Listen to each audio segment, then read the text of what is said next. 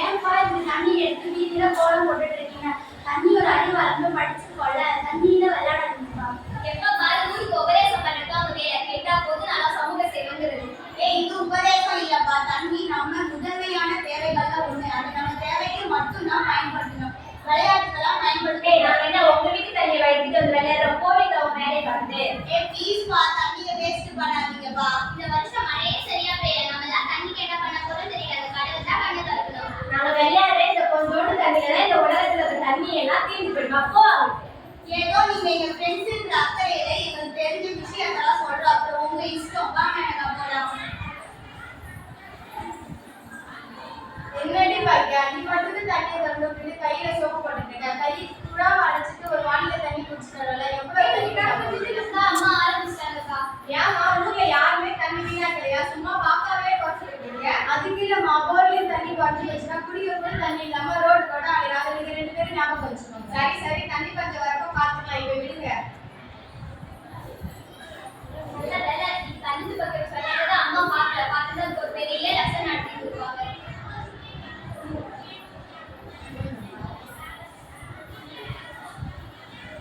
இன்னும் ஹோம்வொர்க் எல்லாம் முடிச்சாச்சா? போன் பார்த்து போய் தூங்குங்க. சரிங்கம்மா.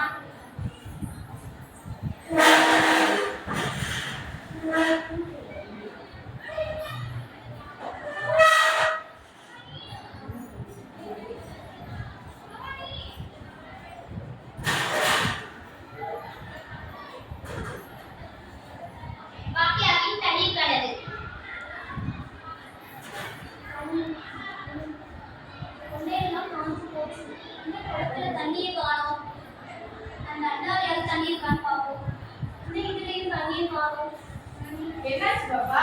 அப்பா வீட்டுல எதுலையுமே தண்ணியே இல்லப்பா. கொண்டையெல்லாம் காஞ்சு போச்சு. இரு, நான் பாக்குறேன். ஆமா, எதுவுமே தண்ணி இல்ல. இரு, நான் போய் அம்மா கிட்ட கேக்குறேன். அம்மா அம்மா, வீட்டுல குடிக்க எதுவுமே தண்ணியே காணுமா? பாப்பா, இருந்த தண்ணி எல்லாம் தீர்ந்து போச்சு. போர்லயும் தண்ணி இல்ல. முனிசிபாலிட்டி தண்ணி வந்துட்டு இருந்தது, அதுவும் வரதில்லை. தாலி தண்ணி வரதில்லை. அம்மாவுக்கே தொண்டை எல்லாம் காஞ்சு போச்சு. நாக்கு எல்லாம் வறண்டு போச்சு. சரி, பக்கத்து வீட்டுல தண்ணி எடுத்தா வாங்கிட்டு வாங்க. வா பாப்பா. அம்மா நானும் வரேன். சரி, அந்த குடத்தை எடுத்துட்டு வா.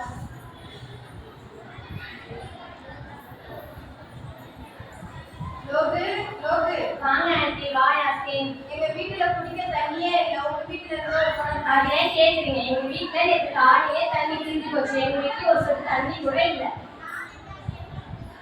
சரி வாங்க, நம்ம மேல இடத்துல போய் கேட்போம். அவங்க தண்ணியே வீணாக்க மாட்டாங்கல்ல, அவங்க கண்டிப்பா தண்ணி இருக்கும்.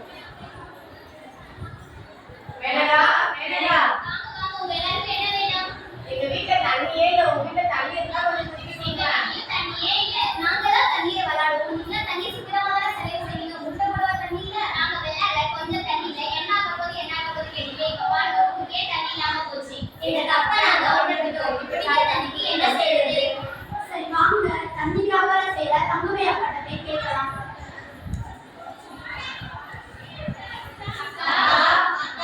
வாங்க, எல்லாரும் கூட்டமா வந்துட்டு என்ன விஷயம்? அக்கா, எங்க வீட்டுல குடிக்க சுத்தமா தண்ணியே இல்ல. நீங்க வச்சிருந்தா கொஞ்சம் கொடுங்க. எங்க வீட்லயும் தண்ணியே இல்லம்மா. நீங்க தான் தண்ணி வியாபாரம் பண்றீங்கல்ல, உங்கள்ட்ட கூடவா தண்ணி இல்ல? சரி, 200 ரூபாய் தரேன்ப்பா. நீ 5 ரூபாய் கொடுத்து அதுக்கு என்கிட்ட தண்ணியே இல்லம்மா. சரி வாங்க போலாம். நீங்களாம் எங்க போறீங்க? இங்க யார்கிட்டயாவது குடிக்க தண்ணி கிடைக்குமான்னு பார்க்க போறோம். அப்படிங்க, நானும் வரேன்.